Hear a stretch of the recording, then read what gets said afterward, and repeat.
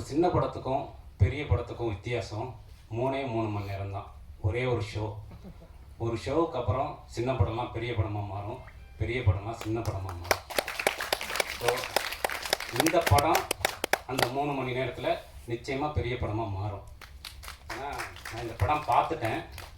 அதனால் கண்டிப்பாக அது நடக்கணும்னு நான் ரொம்ப இயற்கையை பிரார்த்திக்கிறேன். அது காரணம் ஒரே ஒரு வார்த்தை தான், சந்திரா.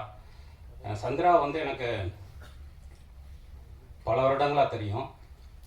விகடனில் நான் வேலை பார்க்கும்போது அவங்க அவள் விகடனில் வேலை பார்த்தாங்க. ஸோ அந்த டைம்லேருந்து இப்போ இந்த மேடையில் அவங்க உட்காந்துருக்கிற வரைக்குமான அவங்க லைஃப் வந்து ஓரளவு ஒரு பார்வையால்னா எனக்கும் தெரியும். ஜெயராணி அளவுக்கு தெரியலனாலும் எனக்கும் வந்து ஒரு தோழராக தெரியும். ஒரு பெரிய லாங் ட்ராவல். எனக்கெல்லாம் வந்து சினிமா மேலே இருக்கக்கூடிய பற்று ஆசையெல்லாம் ஒன்றுமே கிடையாது. நான் ரொம்ப ஜஸ்ட்டு இதில் ஒரு ஃப்ளூக்கில் வந்த ஆள் தான்.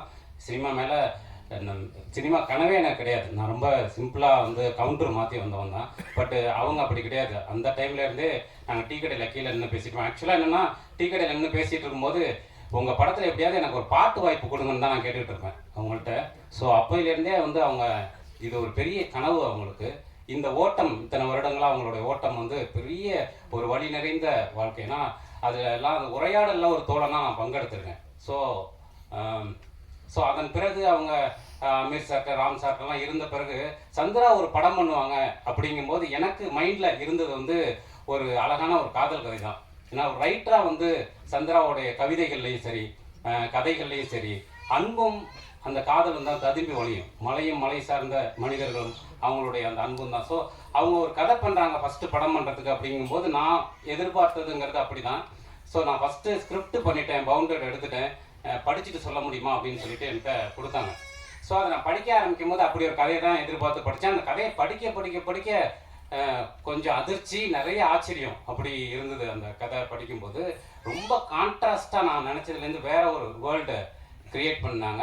ரொம்ப பிரமாதமாக இருந்தது அந்த வேர்ல்டு. நான் சொன்னேன் சந்திரா எப்படி இதை ரைட் பண்ணாங்க அப்படிங்கிற ஒரு பெரிய ஆச்சரியம் எனக்கு இருந்தது. அவங்கள கூப்பிட்டு கேட்கும்போது இல்லை இப்படி ஒரு கான்ட்ராஸ்டாக படம் பண்ணணும் அப்படிங்கிறது தான் ஒரு ஃபிலிம் மேக்கராக என்னோட படம் இப்படி இருக்கணும்னு நினச்சேன் அப்படின்னு சொல்லிசொன்னாங்க.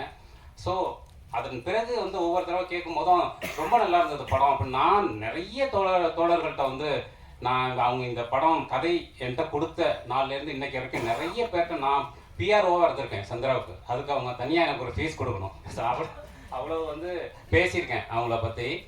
ஸோ அப்படி என்னை இம்பேக்ட் பண்ண ஒரு கதை. அப்புறம் ஒவ்வொரு தடவை கேட்கும் போதும் அந்த பிச் பண்ணிட்டீங்களான்னு கேட்டுகிட்டே இருப்பேன். நான் நிறைய பேர்கிட்ட சொன்னேன்.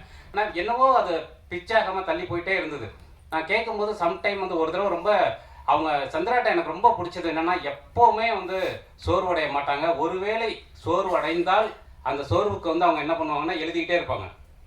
திருப்பி ஒரு கதை எழுதுறது, கவிதை எழுதுறது அப்படி. ஸோ வந்து அதுதான் அவங்களுக்கான மருந்தாக இருக்கும். அப்படி கேட்கும்போது ஒரு தடவை பேசும்போது அது என்னவோ பிச்சாகல. அந்த கதை படிக்கிறவங்க வந்து சில பேர் வந்து ஒரு பொண்ணால் எப்படி இந்த கதையை எடுக்க முடியும் அப்படின்னு சொன்னாங்க அப்படின்னு அது இன்னும் நேரடியாக சொல்கிறது அல்லது வேறு மாதிரி அதை உணர்த்துறது அப்படின்னு சொல்லி சொன்னாங்க.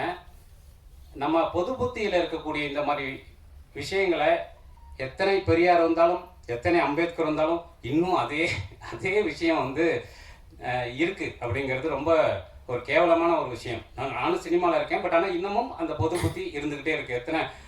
நிறைய பெண்கள் எத்தனையோ வருடங்களுக்கு முன்னாடியே அதெல்லாம் அடித்து உடைச்சிட்டாங்க. ஆனால் இன்னமும் அது வந்து இருந்துக்கிட்டு இருக்கு. ஸோ இதெல்லாம் எப்போ மாறும் அப்படின்னா எந்த கூச்சலும் எதுவுமே மாற்றாது, படைப்பு தான் மாற்றும்.